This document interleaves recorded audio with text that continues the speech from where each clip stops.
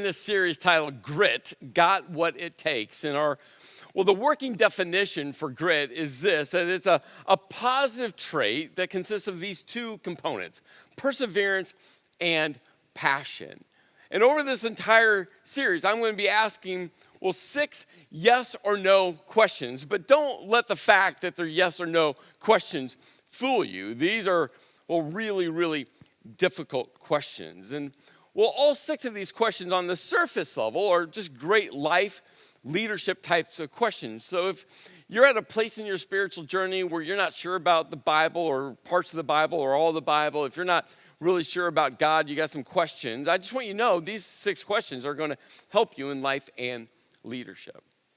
If you're a Christ follower, you got to realize that there's a spiritual significance to all 6 of these questions, that you need to wrestle through these 6 questions in your relationship with God. So in part 1 of this series, we landed on this question: will you say yes? And I told everyone in part 1, I'll tell you again, don't answer that question now. You see, you need questions 2 through 6 to help you answer question number 1. And depending on how you answer questions 2 through 6 will help influence how you answer question number 1. And if you missed part 1 of this series, or maybe you're brand new, it's first time at one of our campuses, one of our churches, or first time connecting online, I just want you to know you can always watch part 1 of this series and all of our series on demand. You could go to tcconline.tv. You could download our Tri-County Church app.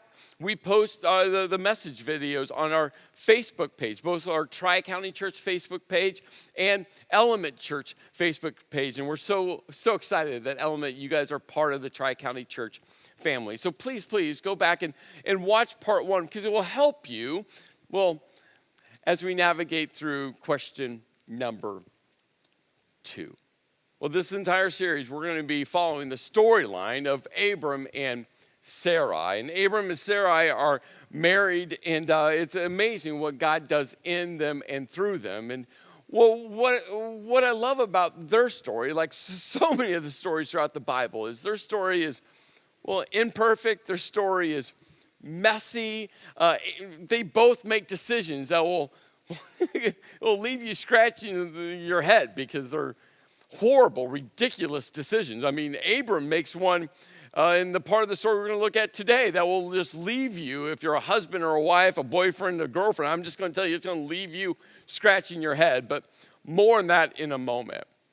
But where God intersects with Abram and Sarai, it's an amazing moment, because God comes to Abram and Sarai and he says to them, go from your country, your people, and your father's household to the land I will show you. And going is kind of an exciting part. It's adventure, it's exploration. But what makes going so difficult isn't the adventure and the exploration.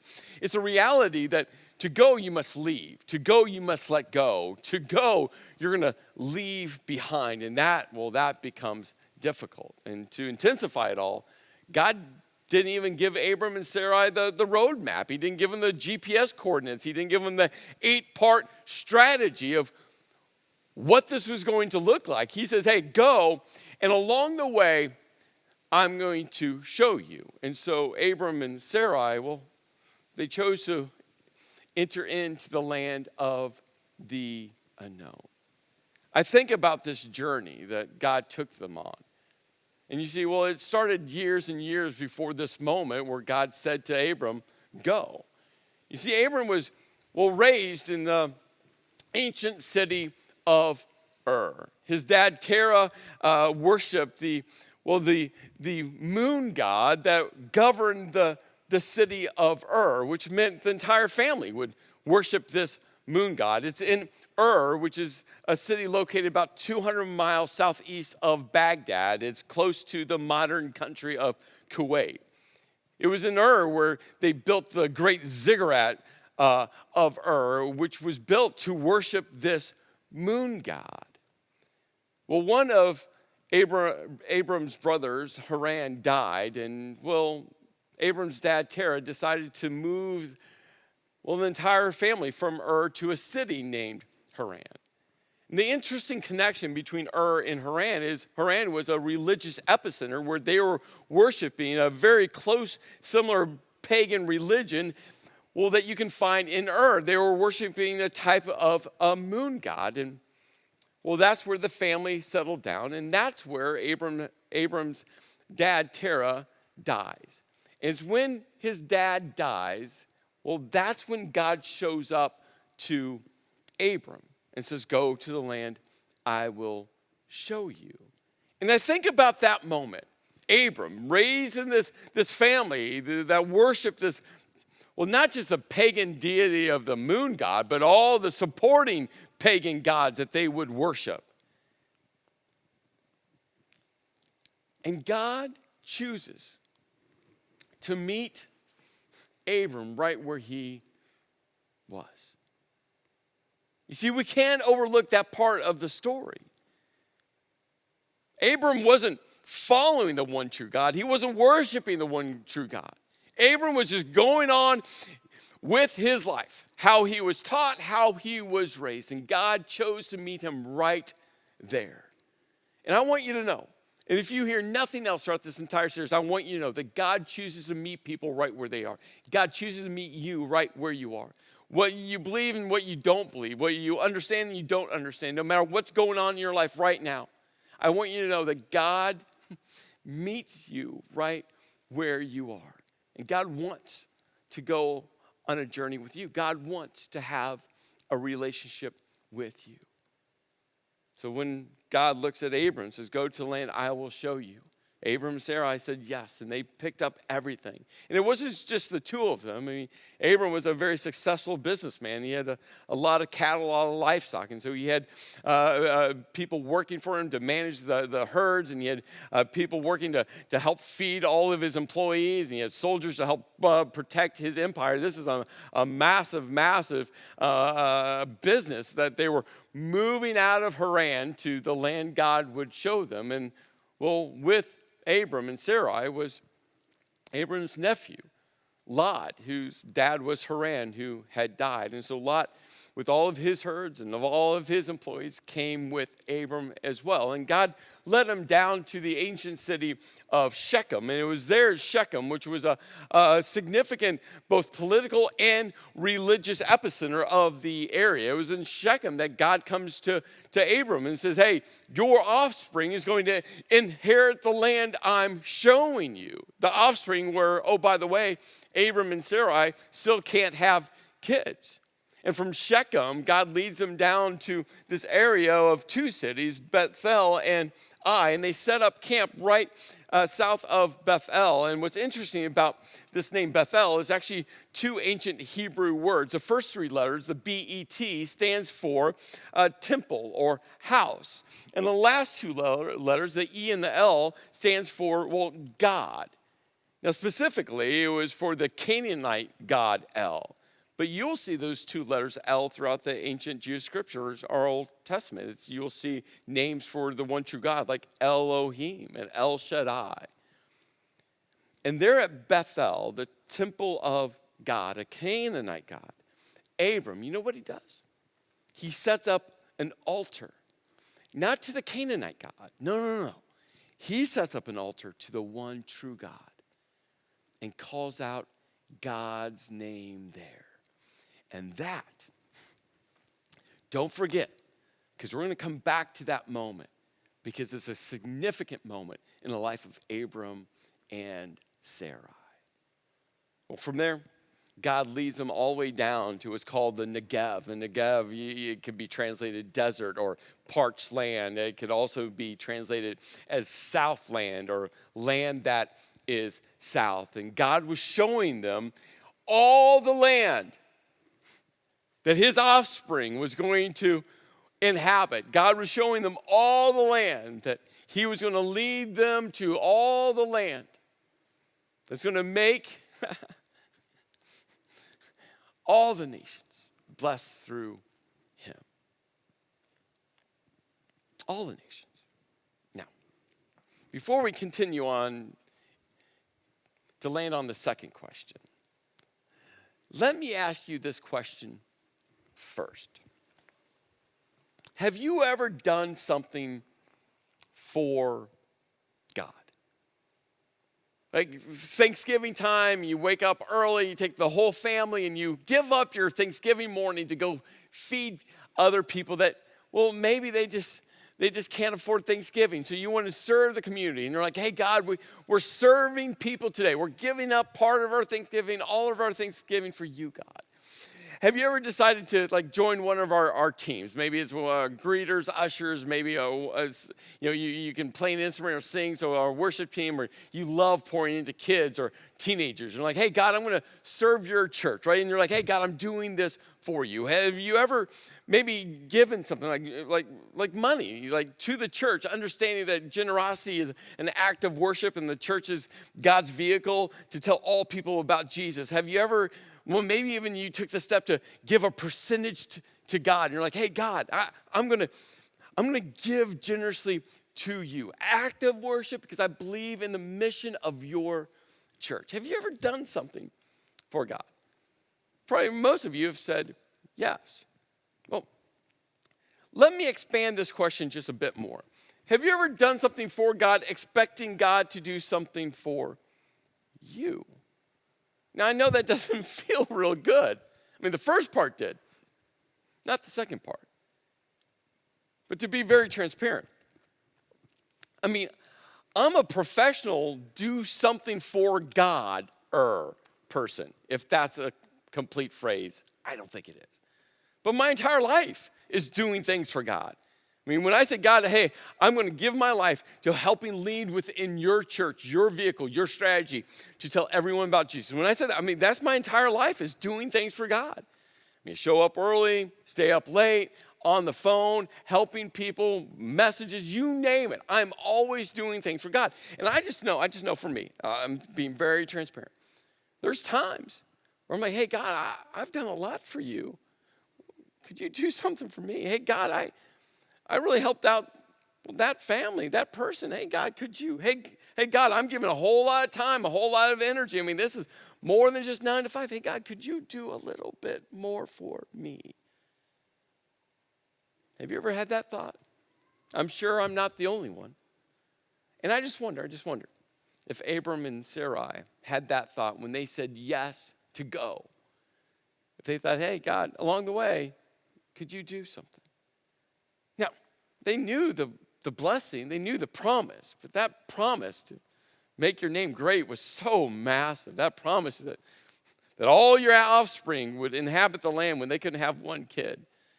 It was so big. I just don't think they could wrap their mind, their heart around that promise. And I just wonder if they were just saying, okay, God, we're going. What are you going to do for us? Now, as Abram and Sarai said yes to God, and they went, and God was showing them the land quickly. Three life events are going to crash into their world. Two of them, they don't handle real well. But the third one, we'll get to that in a moment. So the author of Genesis tells us as they made their way to the Negev that, well, a famine enters in the land. And it wasn't a small famine. I mean, in fact, it was a severe famine hits the land. And the author of Genesis includes, not only the famine hits the land, it lets us know that Abram, leaves the Negev and goes to Egypt. More on Egypt in a moment. This leads us quickly to the first life event, that famine hits the land. And for Abram and Sarai and all their employees and all their livestock and his entire business empire, which was quite significant, this famine, it was something. It got their attention. It was something that created so much concern within Abram. Why? Because, he was trying to think about how to keep all of his animals alive. He was trying to think about how to keep all of his employees alive and his wife alive. He was concerned about how just to provide. You see, the thing with the famine was it's nothing Abram controlled. It's not like he could have done anything about it. I mean, it happened to him. It was an external event. And here's the thing, we all know 2020 has been filled with external events. Like, none of us have been able to control any of it. And he came crashing into his world. And we all understand what that feels like. When all of a sudden we wake up one day and it's all shifted. When we wake up and we're concerned about how are we going to provide? How are we going to survive? Now, I get some of you. I mean, your job just got dissolved. For some of you, the rumors about your company, your plant shutting down, I mean, it's daily. You're just waiting to hear the official word, and you start thinking about, how am I going to feed my family? How am I going to pay my mortgage? How am I going to, put gas in my car? For some of you, you're just in a constant state of just going, how is this going to impact my life, my family's life? How am I going to lead through this? And that was for Abram and Sarai. They're like, how are you just going to make our way through?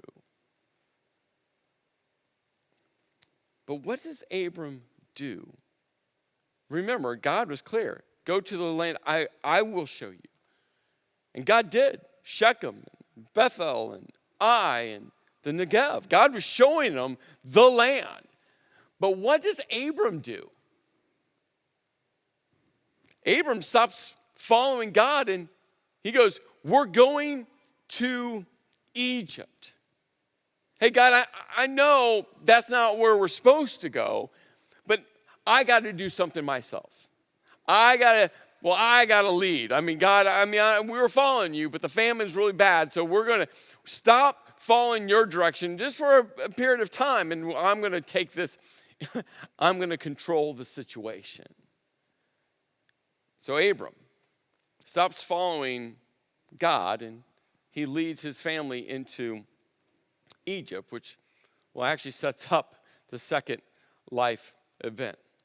And so as they're approaching Egypt, Abram, he looks at his wife Sarai, and this is what he says. I mean, it's really beautiful. He goes, I know what a beautiful woman you are. So if you're married, hey guys, I mean, that's a great thing to say to your wife. If you're dating someone, hey guys, it's something great to say to your girlfriend. If you're engaged, like this is amazing. And Abram should have just shut up right there, which for most of us guys, that's just good wisdom anyway. Like we should just make a comment and then just shut up, right?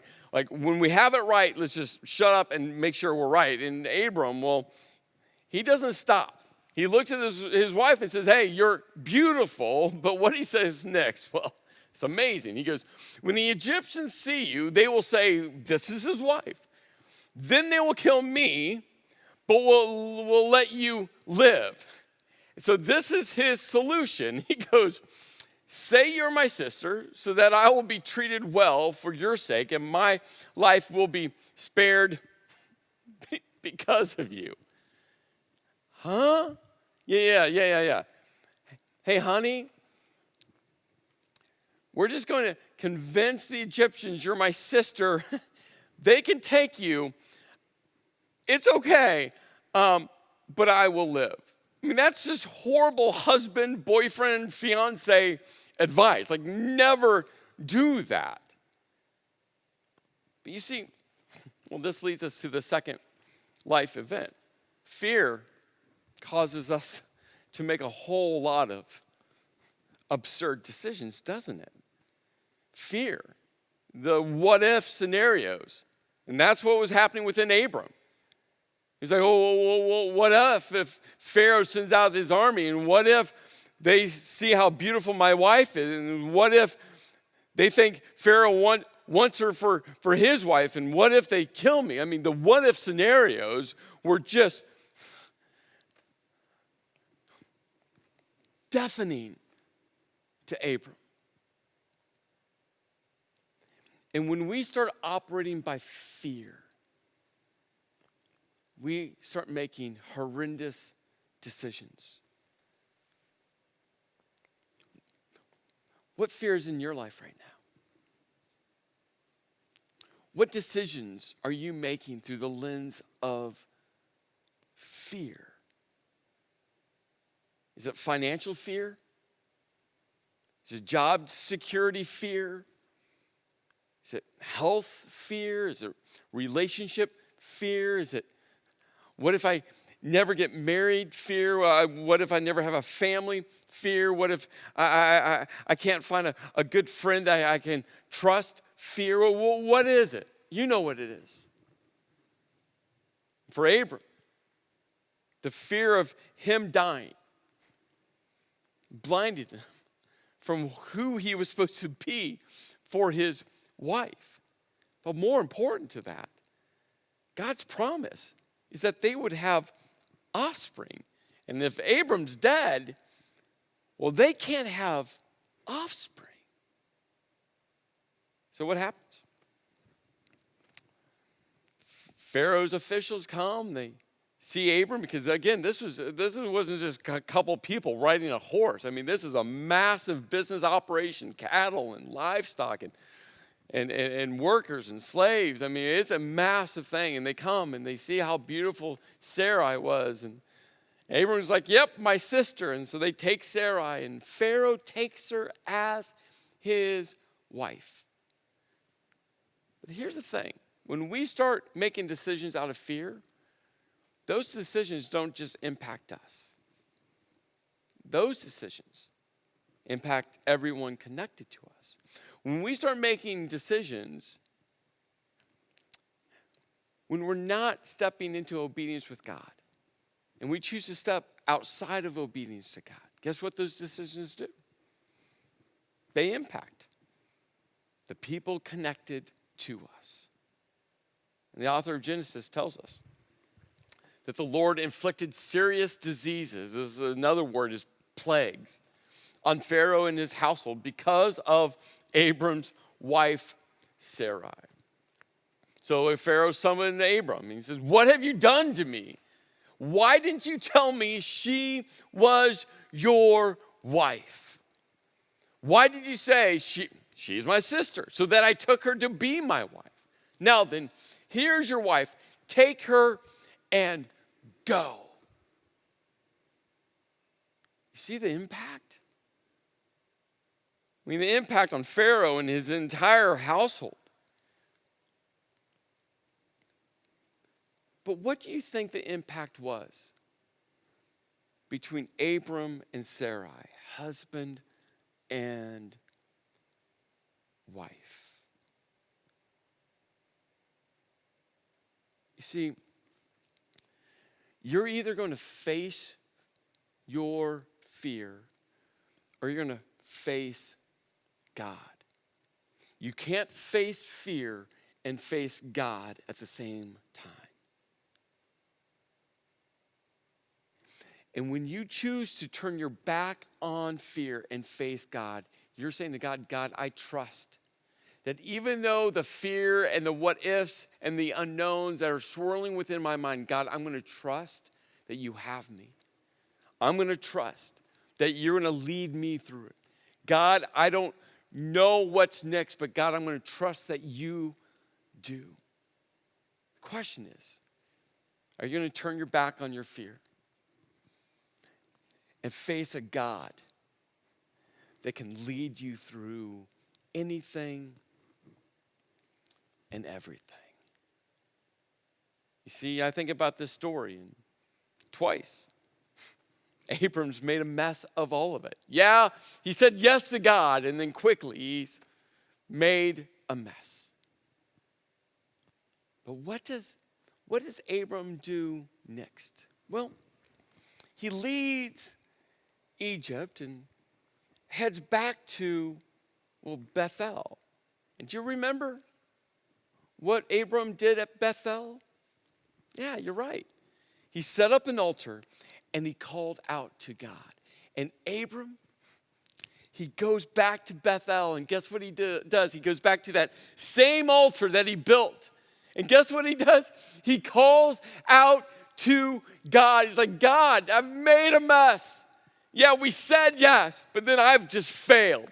I feel the famine hit, and I left the land that you were showing us, and then fear crept in, and God, I just overcame, let the fear overcome me, and I didn't look to you, God. God, I faced my fear, not you, and God, I made a mess, and I hurt my wife, and I've hurt so many people, and he comes back to God and say, hey, God,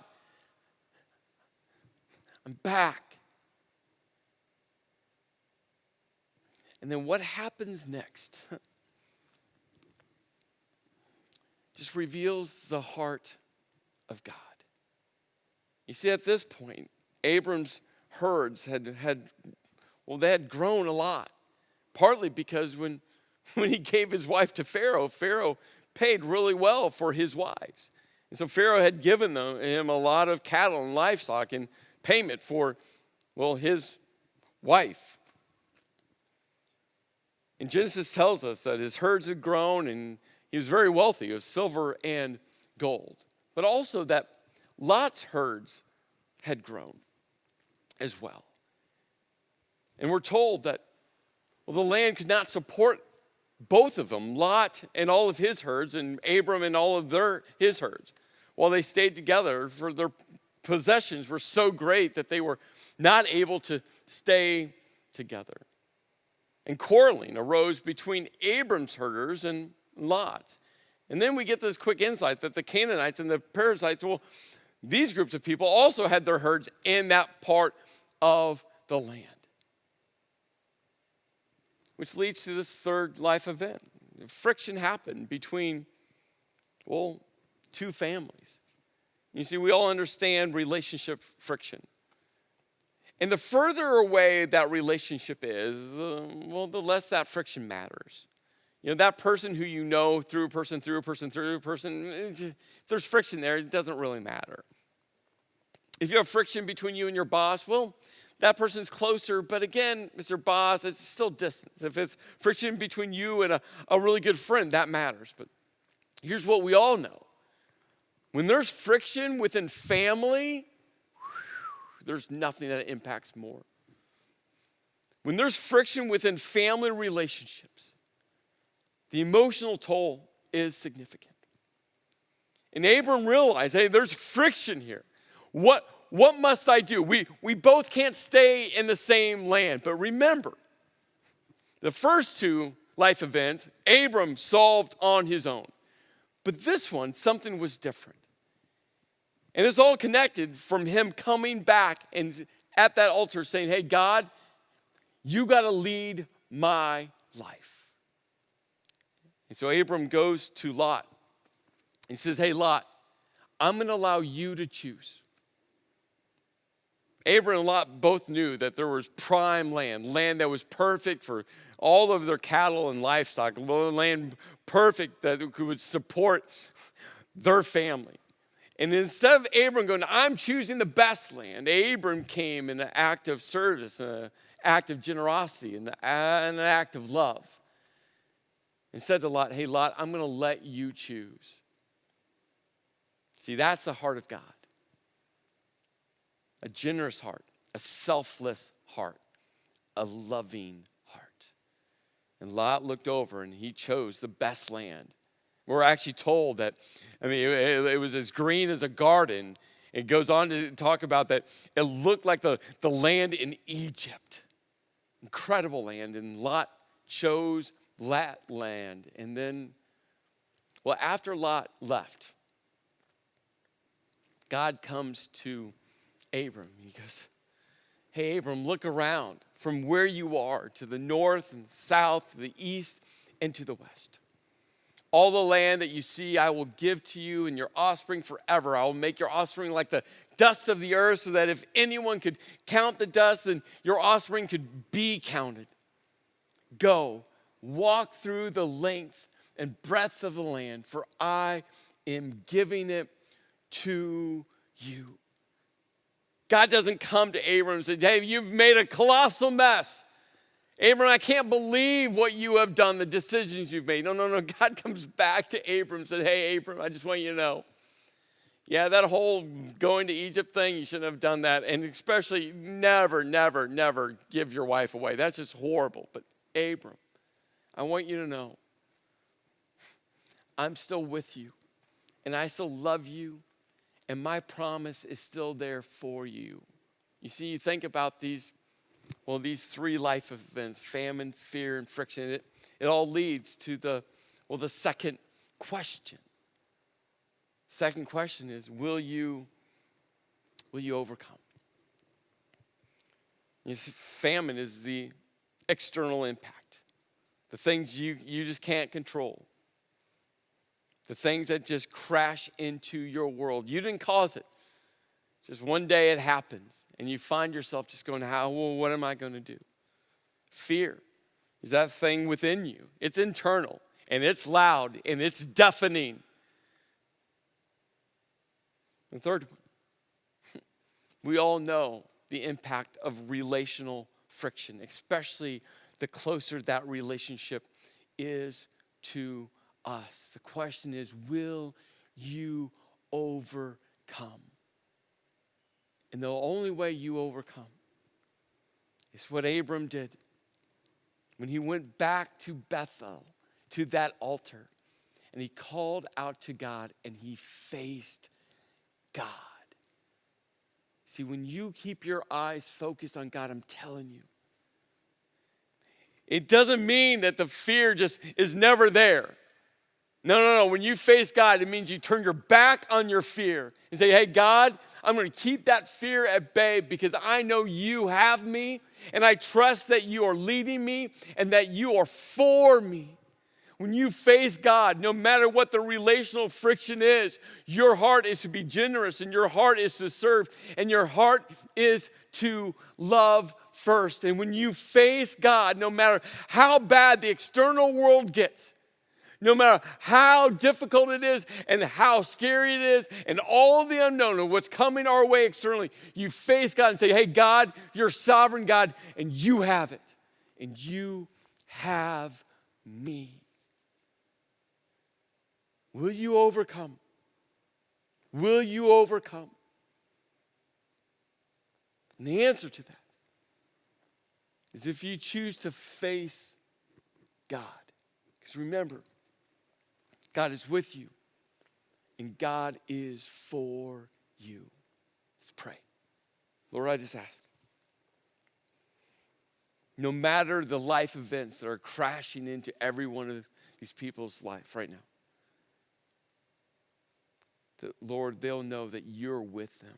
You're a God that chooses to meet us where we are and to walk with us and to guide us and be present in our lives. So, Lord, no matter what we're dealing with, I pray that we'll say yes to overcoming by keeping our eyes locked on you. In your name I pray. Amen.